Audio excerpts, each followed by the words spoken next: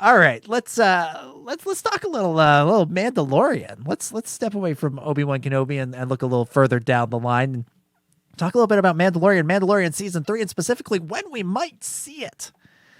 Because Giancarlo Esposito's out there, and he's talking a lot about when we might see season 3 of The Mandalorian. Now, he was on the Rich Eisen show, which is a podcast, and I guess that's actually a TV show on Peacock.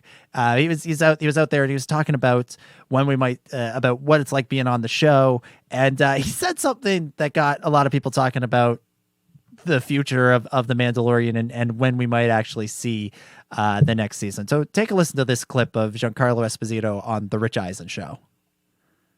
When do I and my children, the whole family, get more Mandalorian? You'll get it soon. You'll get it soon. I've got a few things to do in regard to that, to put some finishing touches on what I do. Okay. But I believe it'll be sometime this summer. No date set yet, but coming soon. Okay. How, again, I'm just assuming, but when the Star Wars folks, whoever that might be, or Disney folks reach out to you and say, would you like to be the evil character in The Mandalorian, in the Star Wars oeuvre, the first television show based on it, how quickly do you say yes to that? Oh, my goodness. Jon Favreau called me, said, I have good news and bad news. I said, what's the good news? He said, I wrote a role for you in Mandalorian, specifically for you. And I said, wow, fantastic. What's the bad news? The bad news is all the money's going on the screen. And I said, is there more good news? How about back end, baby? And he said to me, Disney's doing it. Wow. I have nothing but great things to say about this studio, about this franchise, yes. In regard to how they have enlightened our children to mythology and to what's right and how to go about doing what's right, how to be in service. The Mandalorian is service. And thankfully, I've been on another job in New York, and pandemic hit, things have gotten backed up, and they have waited for me with such wonderful love and respect for me to come back and do what I do and love to do. So this is a great show. You say yes, and then you say, I've got one caveat, John. He's like, oh, what's that? I said, I must have a cape. Yeah, damn straight. Yeah, baby. Damn straight you've got to have a cape. I gotta have a cape, baby. Yeah, of course you do. I got to tell you, I had no idea you were in it. I had no idea. And we're watching it, my wife Susie and I, who are huge fans of yours and everything else that you've done. And my kids, as you might imagine, they're 13, 11, and 8, so subtract a year and a half or whenever the first season of Mandalorian we were watching it is. They have yet to see, Do the Right Thing and Better Call Saul. And they've yet to see a lot. They haven't seen The Usual Suspects yet. And so you pop up as Moff Gideon. And it dawns on me that you are now the evil character, the Vader of this equation. That's right. Okay?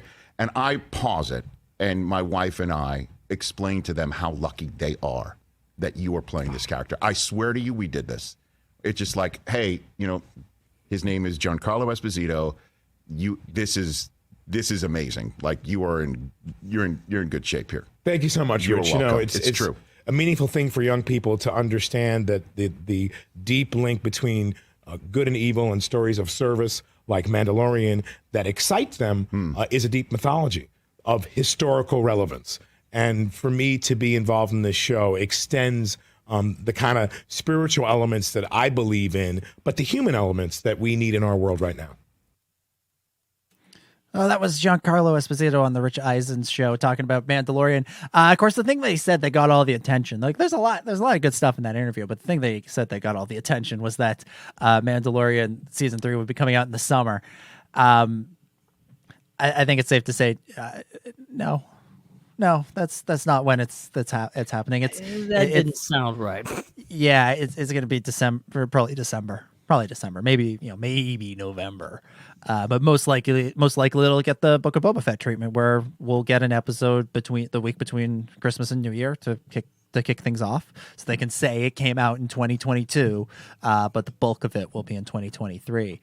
I guess Giancarlo is just a guy that he's an actor, right? Like he shows up, he does his bit, and then he goes home. It's not his job to edit it. It's not his job to figure out when it's gonna air. It's not his job to do any of that stuff.